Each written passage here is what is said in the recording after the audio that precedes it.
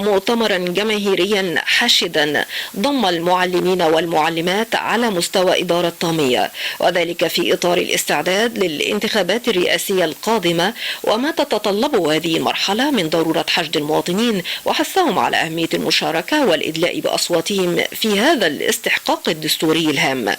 بصراحة مؤتمر على غير المتوقع، وانا كان عندي يعني انا كنت كل ثقة بزملائي العاملين بالتربية والتعليم وبهذا الحضور الكريم وبأولياء الامور، لان كان فعلا مؤتمر يليق بإدارة طامية وبأهل طامية، لانهم فعلا عند حسن ظننا جميعا. من اول يوم جيت هنا في طامية ووجدت ان اهل طامية ناس بكل ما تعنيه الكلمة من معنى رجل واحد اولا، وهم ممثلين وبيحبوا البلد ومحبين لوطنهم ومحبين لبلدهم.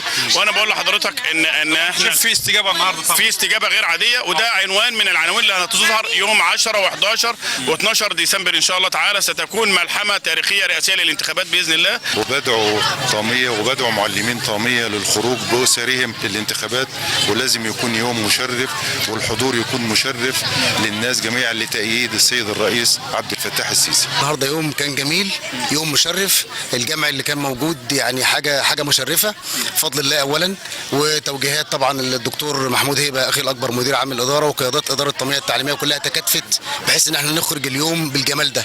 احنا كان عندنا اليوم النهارده في شقين، الشق الاول هي مبادره بترعاها التربيه والتعليم بقياده السيده الفاضله الدكتوره اماني اوراني وكيل وزاره التربيه والتعليم والدكتوره رحاب عريق، اللي هي مبادره في حب مصر. ان شاء الله كلنا هنشارك في الانتخابات وهنقول تحيا مصر وعاش الرئيس عبد الفتاح السيسي رمز النجمه رقم 1.